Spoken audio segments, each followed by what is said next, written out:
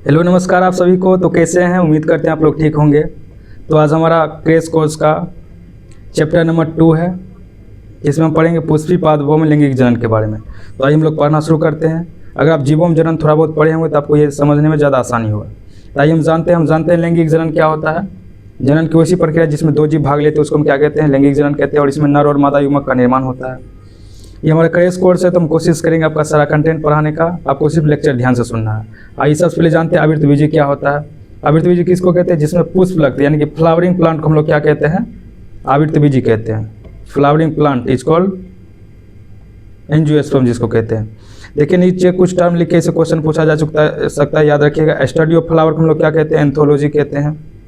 Largest flower कौन सा है, रेफ्लेसिया आर्नोल्डी। स्मॉलेस्ट फ्लावर कौन सा है, ओल्फिया है। अब हम जानते हैं आवृतबीजी के कुछ विशेषताएं। देखिए क्या लिखे, आवृतबीजी के कुछ विशेषताएं। जो आवृतबीजी के कुछ विशेषताएं लिखे कि ये द्विगुणित होता है, इसका जीवन चक्र डिप्लोन्टिक होता है, प्रभावी अवस्था स्पोरोफाइट होता है। गेमेटोफाइट भी होगा लेकिन प्रभावी क्या होगा, स्पोरोफाइट, यानी कि मैक्सिमम टाइम में ये क्या होगा, स्पोरोफाइट अवस्था में होता है। जब इसमें युग्मक का निर्माण होगा, परागकण का निर्माण होगा तो वो गेमेटोफाइट अवस्था कहलाएगा। तो इसमें जो डोमिनेंट अवस्था होता है स्पोरोफाइट। डोमिनेंट मतलब होता है प्रभावी अवस्था। जिस आप लोग से पूछा जाए आपका मैक्सिमम अवस्था क्या होता है, तो आप मैक्सिमम टाइम क्या होता है, मोबाइल चलाते रहते हैं। अगर आपके पिताश्री आपके कमरा में आएंगे तो आपको किस अवस्था में देखेंगे, मोबाइल चलाते देखेंगे, पढ़ते कम समय देखेंगे। तो ठीक उसी तरह से जो स्पोरोफाइट अवस्था होता है वो मैक्सिमम टाइम रहता है, गेमेटोफाइट बहुत कम समय के लिए रहता है। अब भाई आपको याद रखना है स्पोरोफाइट और गेमेटोफाइट के कुछ एग्जाम्पल आपसे पूछा जा सकता है।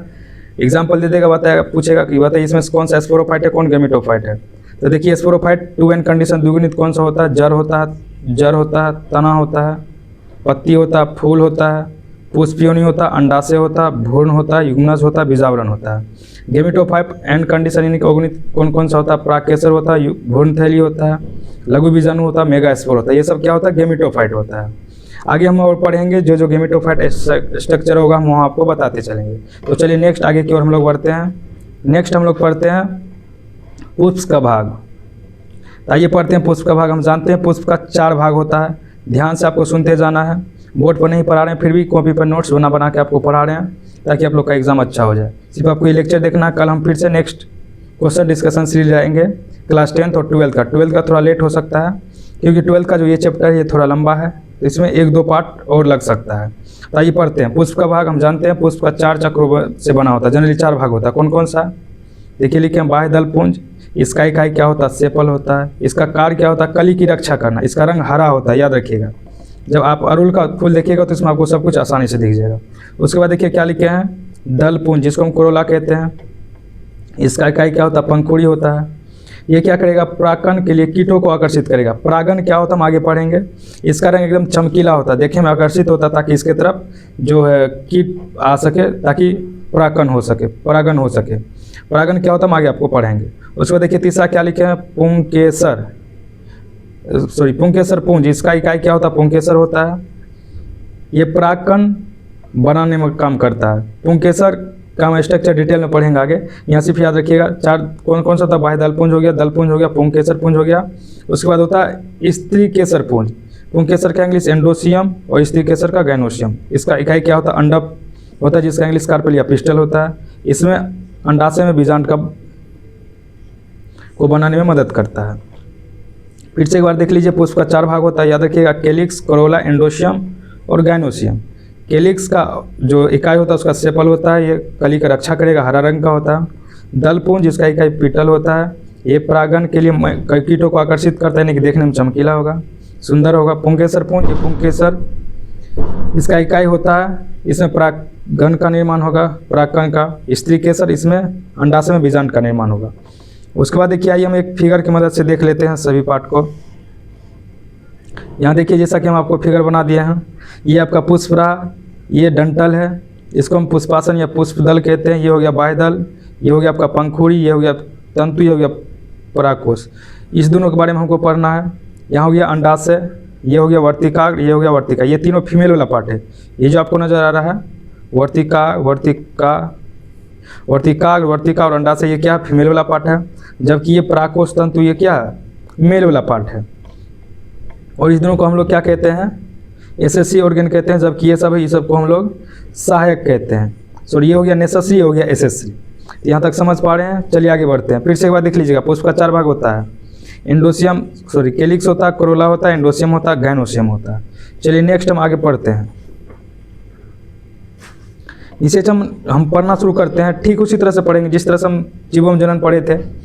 हम उसमें देखे थे कि निषेचन से पूर्व क्या घटना होता है, निषेचन कैसे होता है, निषेचन के बाद क्या घटना होता है। पढ़ने का सीक्वेंस हमारा वही रहेगा। तो सबसे पहले आइए हम पढ़ते हैं निषेचन पूर्व घटना क्या क्या होता है।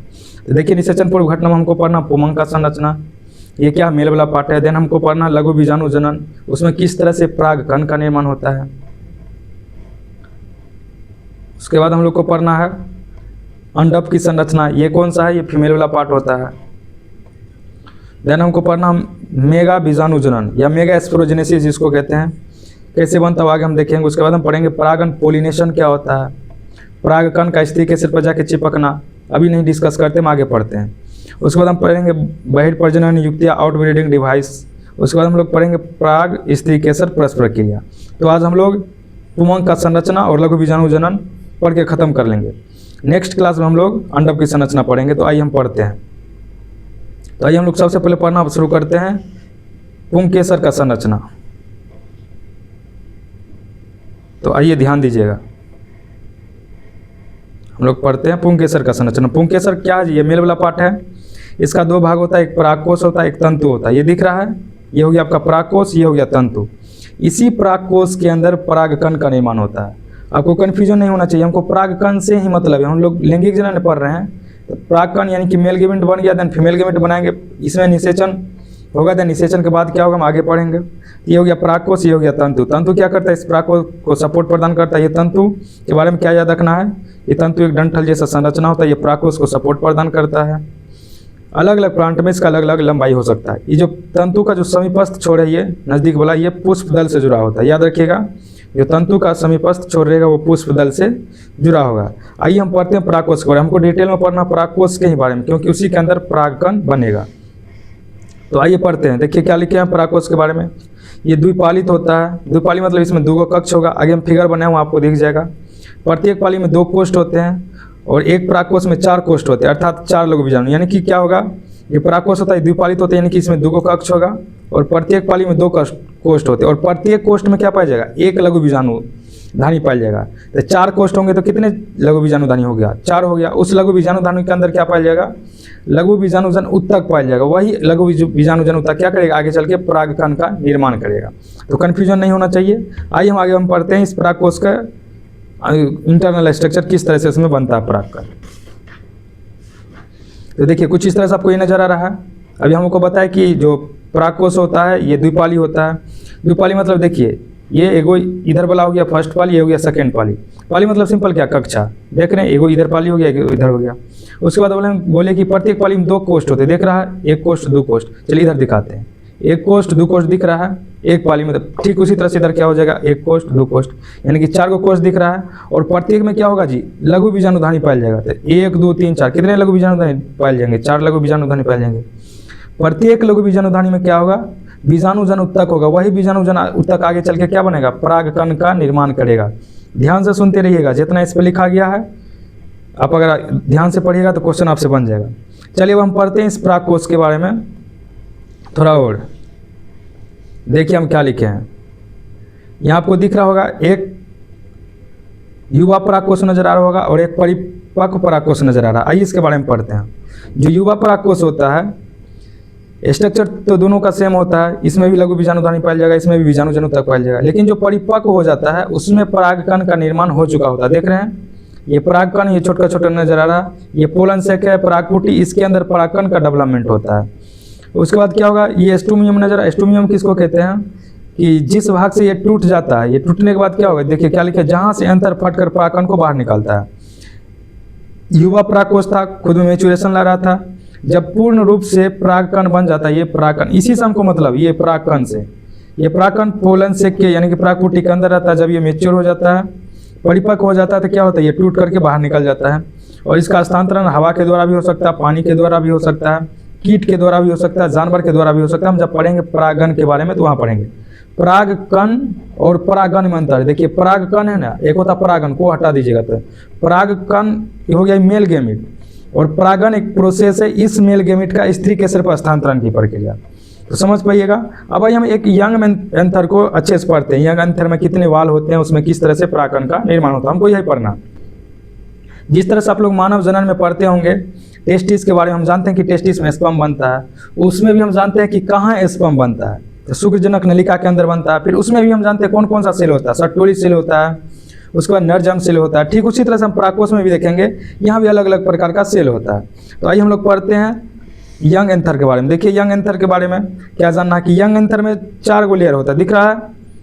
अंतस्त्वचा, एपिडर्मिस सबसे आउटर मोस्ट होता है, ये भी द्विगुणित होता है, याद रखिएगा। देन जो आपको लेयर नजर आ रहा है इसको हम कहते हैं अंतस्थिसियम, एंडोथीसियम, ये भी द्विगुणित होता है। देन होता है मध्य पर्याप्त, मिडिल लेयर। देन होता है क्या टेपिटम, 2n बहुगुणित होता है। इसके अंदर क्या पाया जाएगा, बीजाणुजन ऊतक। यही बीजाणुजन ऊतक आगे चल के क्या बनेगा, परागकण का निर्माण करेगा। तो इसमें आपको क्या याद रखना कि जो यंग एंथर होता है उसमें 4 गो वाल होता है, अंतस्त्वचा होता है, एपिडर्मिस जिसको बोलते हैं, उसके बाद एंडोथीसियम होता है, मिडिल लेयर होता है, टेपिटम होता है, बीजाणुजन ऊतक। सबके बारे में हम पढ़ते हैं आगे हम लिख के रखें, आपको पता चल जाएगा। इसमें क्या पाया जाएगा, बीजाणुजन ऊतक। ये क्या है, संयोजी है। ये क्या करता है, दोनों को आपस में कनेक्ट करने का काम करता है और पोषण भी प्रदान करता है टेपेटम को आगे चल के। यहाँ तक पता चल गया। अब आइए हम आगे पढ़ते हैं इसके बारे में और। अब आइए देखिए, हम अभी देखें कि यंग एंथर में 4 गो वाल होता है, तो आइए उस 4 वाल के बारे में जान लेते हैं क्या क्या होता है। देखिए ये एपिडर्मिस है, इधर एंडोथीसियम हो गया, इधर मिडिल लेयर हो गया, इधर टेपेटम हो गया। जो एपिडर्मिस होता है ये सबसे बाहरी भित्ति होता है, ये सुरक्षा प्रदान करेगा परागकोश को। उसको देखिए एंडोथीसियम दूसरी बाहरी लेयर होता है, डेसेंस। डेसेंस मतलब होता है झरने में। जब परागकण बन जाता है तो उसको ये क्या करेगा जी, झरने में मदद करेगा। आप लोग मकई का ये देखें प्लांट, उसके ऊपर देखिएगा ढेर सारा जो फूल जैसा रहता है, उसको जब झाड़िएगा तो उसमें भी देखिएगा परागकण निकलता है। उसके बाद देखिए मिडिल लेयर, ये पोषण को कनेक्टिव टिश्यू से टेपेटम तक लाएगा। टेपेटम विकासशील परागकणों को पोषण प्रदान करने का काम करता है। 4 लेयर के बारे में याद रखिएगा। अब आइए हम पढ़ते हैं लघु बीजाणुजनन, किस तरह से जो परागकण का निर्माण होता है उसी का प्रक्रिया हम लोग पढ़ना शुरू करें। आइए सबसे पहले हम जानते हैं लघु बीजाणुजनन। जहाँ भी लघु बीजाणुजनन, लघु टर्म आ जाएगा तो समझ जाइएगा कि कहीं ना कहीं मेल गेमिट से ही बात हो रहा है जनरली। ठीक है, आइए हम पढ़ते हैं माइक्रोस्पोरोजेनेसिस क्या होता है। जेनेसिस लग गया मतलब कुछ बनेगा। तो लघु बीजाणुजनन क्या होता है, देखिए नाम से पता चल रहा है। लघु बीजाणुजनन मतलब क्या होगा कि लघु बीजाणु का निर्माण होगा किससे, पराग मातृ कोशिका से। ये देखिए क्या लिखे हैं, एक पराग मातृ कोशिका से अर्धसूत्री विभाजन द्वारा लघु बीजाणु के निर्माण की प्रक्रिया को हम लोग लघु बीजाणुजनन कहते हैं। आइए देखते हैं किस तरह से लघु बीजाणुजनन बनता है। आइए देखिए नीचे, ये आपका क्या है, ये आपका लघु बीजाणुधानी है और इसके अंदर जो आपकी छोटा संरचना नजर आ रहा है ये है बीजाणुजन ऊतक।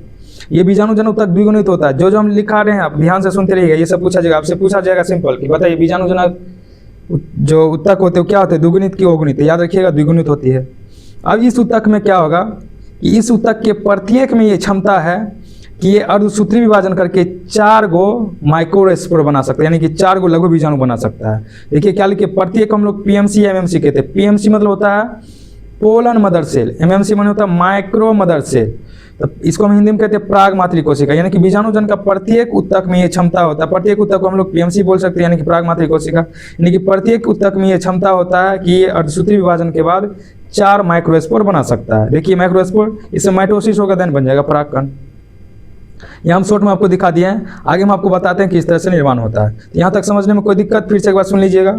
लघु बीजाणुजनन क्या होता है, तो लिखिएगा एक पराग मातृ कोशिका से अर्धसूत्री विभाजन द्वारा लघु बीजाणु के निर्माण की प्रक्रिया को हम लोग लघु बीजाणुजनन कहते हैं। ठीक है, आगे हम बोल रहे हैं कि लघु बीजाणुधानी है गोलका संरचना, इसके अंदर बीजाणुजन ऊतक पाया जाता है। प्रत्येक को हम लोग पराग मातृ कोशिका कहते हैं। इसमें जब अर्धसूत्री विभाजन होता है तो 4 माइक्रोस्पोर हेप्लॉइड माइक्रोस्पोर बनेगा। देन इसमें आगे चल के समसूत्री विभाजन होगा और परागकण बनेगा। सिर्फ आपको यहाँ समझ लेना। हम आगे पढ़ते हैं कि इसमें और सारा ढेर सारा डिवीजन होता है। इसमें अलग अलग प्रकार के सेल बनते हैं, जेनेटिव सेल बनते हैं, वेजिटेटिव सेल बनते हैं, रसधानी बनता है। आगे हम पढ़ाते हैं, यहाँ तक समझ गई है। चलिए आगे बढ़ते हैं। अब आइए हम पढ़ते हैं कि लघु बीजाणुजन से परागकण का निर्माण किस तरह से हो जाता है। ध्यान से सुनते रहिएगा। ये आपका क्या नजर आ रहा है, लघु बीजाणुधानी है जिसको हम माइक्रोस्पोरेंजिया कहते हैं। अब हम बोल रहे हैं कि इसके अंदर पाया जा रहा बीजाणुजन ऊतक, ये द्विगुणित है। जब इसमें अर्धसूत्री विभाजन होगा तो प्रत्येक कोशिका, ये जितने नजर आ रहा है, प्रत्येक कोशिका में ये क्षमता होता है कि ये डिवाइड करके 4 को बन जाएगा, जिसको हम लोग बीजाणु चतुष्ट कहते हैं, ये अगुणित बन जाता है। अर्धसूत्री विभाजन जहाँ भी हो जाएगा द्विगुणित कोशिका में, जनरली अर्धसूत्री विभाजन द्विगुणित कोशिका में ही होता है, देन में हप्लॉइड बनता है। इस प्रत्येक कोशिका हम लोग पीएमसी के नाम से जानते हैं, पोलन मदर सेल, प्राग मातृ कोशिका। फिर से सुनिएगा, प्राग मातृ कोशिका से आगे चल के क्या बनेगा, लघु बीजाणु बनेगा। जब इसमें म्यूसिस डिवीजन फिर से होगा तो बनेगा लघु बीजाणु बनेगा। फिर इसमें क्या होगा, माइटोसिस, समसूत्री विभाजन होगा। समसूत्री विभाजन होने के बाद इसमें ग्रोथ होगा। फिर उसके बाद देखिए क्या बनेगा, ये इसमें रसधानी और केंद्रक का निर्माण हो जाएगा, यानी इसमें एसिमेट्रिक तंतु बनेगा। इस रसधानी के कारण ये सिमेट्रिक सेंटर में नहीं पाया जाता है। ध्यान इसमें देखिए 2 कोशिका का निर्माण होगा, कायिक कोशिका और जनन कोशिका। यही जनन कोशिका आगे चल के परागकण का निर्माण कर लेगा। फाइनली क्या बन जाएगा, परागकण। अब वही हम आपको एक मेच्योर परागकण का स्ट्रक्चर दिखाते हैं, किस तरह से होता है, उसमें कौन कौन सा लेयर होता है, वहाँ से क्या क्या क्वेश्चन पूछा जाता है, ये भी आपको बता देंगे। यहाँ तक समझ गए हैं, चलिए आगे बढ़ते हैं।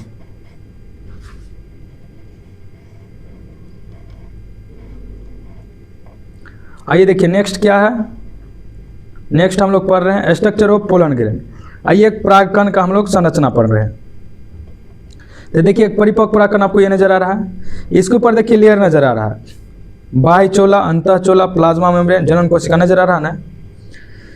ये हो गया बाह्य कोशिका हो गया, ये अंतःचोला हो गया, ये प्लाज्मा मेम्ब्रेन हो गया, ये जनन कोशिका हो गया, ये जनन छिद्र। जनन छिद्र क्या होता है, आपसे पूछा जाएगा बताइए जनन छिद्र क्या होता है, तो कहिएगा जनन छिद्र वैसा स्थान है जहाँ पर ये एक्साइन यानी कि बाह्य चोला नहीं पाया जाएगा, उसी को हम लोग क्या कहते हैं, जनन छिद्र। जो मैं बात बोल रही उसको आपको ध्यान से सुनना है।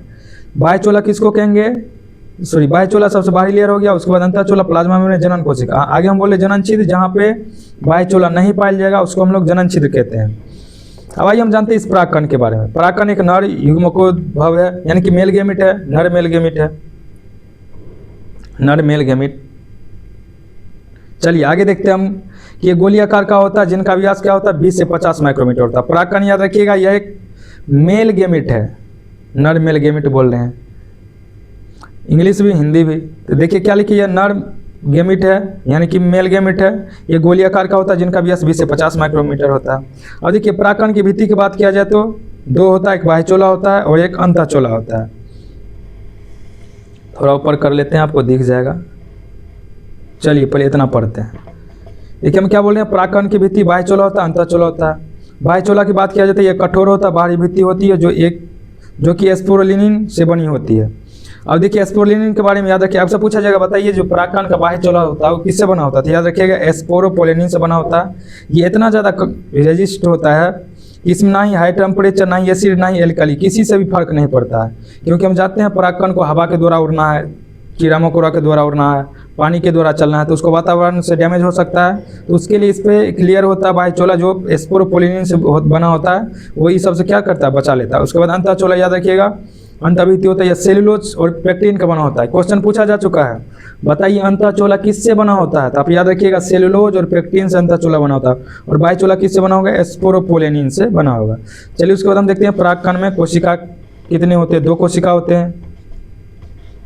कौन कौन से 2 कोशिका होते हैं, देखिए परागकण में कोशिका होता है, रुकिए 1 मिनट, एक होता है कायिक कोशिका, अब दिख रहेगा, एक होता है कायिक कोशिका होता है, एक होता है जनन कोशिका। कायिक कोशिका बड़ी होती है, प्रचुर मात्रा में खाद्य भंडार होगा, विशाल अनियमित आकार का केंद्रक होता है इसका। जनन कोशिका की बात किया जाए तो ये छोटी कोशिका होती है, घने जीवदर और एक केंद्रक होता है, विभाजित होकर 2 नर युग्मक का निर्माण करेगा। समझ गए यहाँ तक, चलिए आगे बढ़ते हैं हम लोग। बस थोड़ा सा मेल वाला पार्ट अपना खत्म हो जाएगा, देन नेक्स्ट क्लास में हम लोग पार्ट 2 में लेंगे फीमेल वाला पार्ट, देन उसके बाद निषेचन के बाद घटना। लगभग 2 या 3 लेक्चर में ये पुष्पी पाथबम लैंगिक जनन खत्म हो जाएगा। उसके बाद हम लोग क्वेश्चन डिस्कशन लेंगे, लेकिन 10th वाला कंटिन्यू रहेगा। कल उसका प्रीवियस ईयर क्वेश्चन डिस्कशन होगा। कल सुबह 8 बजे तक आपका वीडियो अपलोड हो जाएगा, जो अभी हम बना रहे हैं ये भी 8 बजे तक अपलोड हो जाएगा। आइए हम पढ़ते हैं पराग एलर्जी क्या होता है, पोलन एलर्जी। नाम से पता चला सिंपल, परागकण के द्वारा होने वाला एलर्जी को हम लोग क्या कहते हैं, परागकण एलर्जी। एलर्जी मतलब सिंपल क्या, जो आपके मन को ना भाए उसी को तो हम एलर्जी कहते हैं।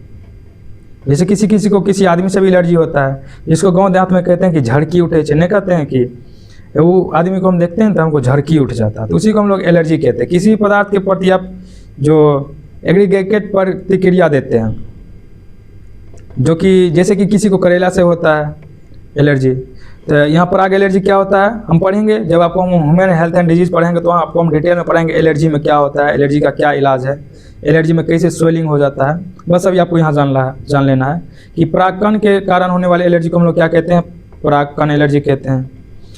गंभीर एलर्जी एवं श्वसनीय वेदना भी पैदा कर सकता है। बोला कि ये जो परागकण एलर्जी है गंभीर श्वसनीय वेदना यानी कि श्वसन संबंधी बीमारी भी पैदा कर सकता है, कभी कभी ये दमा भी काउज कर सकता है। परागकण एलर्जी का स्रोत ये किससे होता है जी, याद रखिएगा ये पार्थेनियम जिसको हम गाजर घास कहते हैं, इससे जो पोलन निकलेगा वही पोलन एलर्जी काउज करेगा। ये आया था कहाँ से, USA United state of America से आया था, गेहूं के साथ आ गया था। और हर एक जगह आप देखिएगा जो रोड का डिवाइडर होता है वहाँ पे बीच में लगा होता है, उससे भी पोलन एलर्जी निकलता, पोलन निकलता उससे भी एलर्जी होता है। जब आप नया कहीं नए शहर में जाइएगा तो देखिएगा आपको सर्दी खांसी जुकाम हो जाता है, वो एलर्जी के कारण ही होता है। यूएसए से याद रखिएगा। आपको हम जब पढ़ाएंगे ह्यूमन हेल्थ एंड डिजीज में वहाँ आपको एड्स पढ़ाएंगे, एड्स भी अमेरिका से आया था, सबसे पहले वहीं पाया गया था 1981 ईस्वी में। तो भारत में ये एड्स उड्स वाला सिस्टम नहीं था, भारत तो एक संतों का देश है, यहाँ ये गलत संबंध नहीं बनाए जाते हैं। एड्स जनरली गलत संबंध बनाने से ही होते हैं, आपको हम पढ़ेंगे आगे एड्स डिटेल में, अभी उधर नहीं जाना है।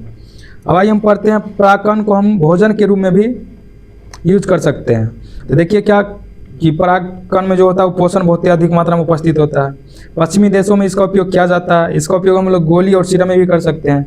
ये गोली और सिरप का उपयोग जो खिलाड़ी होता है और जो धावक अश्व होता है यानी कि घोड़ा होता है उसको खिला दिया जाता है, उसका काम करने का क्षमता बढ़ जाता है। इसलिए देखिएगा जो किसी भी धावक का यानी कि जिसका रनिंग टेस्ट होने वाला होता है या कोई भी खिलाड़ी का देखिएगा उससे पहले उसका टेस्ट किया जाता है कि किसी प्रकार का मेडिसिन लिया भी है, नहीं तो क्या होगा जो मेडिसिन लिया होगा अधिक मात्रा में वो अपना परफॉर्मेंस दिखा पाएगा और वो जीत जाएगा, तो इसीलिए पहले टेस्ट होता है। उसके बाद हम लोग पढ़ रहे हैं परागकण की जीवन क्षमता। परागकण की जीवन क्षमता सिंपल मतलब क्या, जब परागकण फूल से झड़ जाएगा तो कितना देर तक वो जिंदा रहता है, कितना देर तक उसमें क्षमता होता है कि वो स्त्री केसर पर जाके चिपक के पोलन ट्यूब का निर्माण कर सकता है, उसी को हम लोग कहते हैं परागकण की जीवन क्षमता। तो देखिए बस थोड़ा सा और चल लेते हैं, देख लेते हैं, उसके बाद खत्म हो जाएगा। तो परागकण की जीवन क्षमता शॉर्ट वायबिलिटी हो सकता है यानी कि कुछ दिन कुछ घंटा के लिए भी कुछ मिनट के लिए भी जीवन क्षमता हो सकता है, जैसे कि धान हो गया, गेहूं हो गया और पेड़ी धान हो गया, इसका 30 मिनट का सिर्फ जीवन क्षमता होता है पोलन गिरने का। लॉन्ग वायबिलिटी जैसे रोजेसी फैमिली हो गया, लेगुमिनेसी हो गया, लेगुमिनेसी मतलब दाल वाला फैमिली हो गया, सोलेनेसी आलू फैमिली हो गया, इसमें महीनों तक क्या होता है इसका पोलन गिरन का वायबिलिटी होता है। उसके बाद देखिए क्या लिखे पोलन बैंक। पोलन बैंक क्या होता है, बैंक मतलब क्या, जहाँ पर हम कुछ जमा करते हैं तो पोलन बैंक लिखा है, यहाँ पर हम क्या करेंगे पोलन ग्रेन को स्टोर करेंगे। कैसे स्टोर करते हैं, -196 डिग्री सेल्सियस, -196 डिग्री सेल्सियस लिखिए, माइनस डेस मत समझ लीजिएगा। लिक्विड नाइट्रोजन में इसको स्टोर करके रखते हैं, जिस प्रोसेस को हम लोग कहते हैं क्रायो प्रिजर्वेशन। क्रायो प्रिजर्वेशन कटा नहीं है, गलती से कट गया। तो आपसे पूछा जाएगा क्रायो प्रिजर्वेशन क्या होता है, तो आप कहिएगा कि पोलन ग्रेन को हम लोग -196 डिग्री लिक्विड नाइट्रोजन में जमा करके रखते हैं, जिसको हम लोग क्रायो प्रिजर्वेशन कहते हैं। याद रखिएगा हम ह्यूमन के भी स्पर्म को स्टोर करके रख सकते हैं, जो हमारा सांड होता है उसके भी स्टोर को स्पर्म को हम लोग स्टोर करके रख सकते हैं। आप देखे होंगे गांव सब में जो कृत्रिम निषेचन के द्वारा ऐसा बच्चा देता है, उसमें इसी हम स्पर्म स्टोर वाला स्पर्म को हम लोग यूज करते हैं। यहाँ तक समझ गए, यहाँ तक हमारा मेल वाला पार्ट खत्म हो गया। किस तरह से पोलन ग्रेन बनेगा समझ गए आप लोग। पराग एलर्जी क्या होता है, कैसे होता है परागकण एलर्जी, परागकण की जीवन क्षमता समझ गए। नेक्स्ट क्लास में नेक्स्ट लेक्चर में हम लोग फीमेल स्ट्रक्चर के बारे में पढ़ेंगे, वहाँ हम देखेंगे किस तरह से बनता है गैमेट।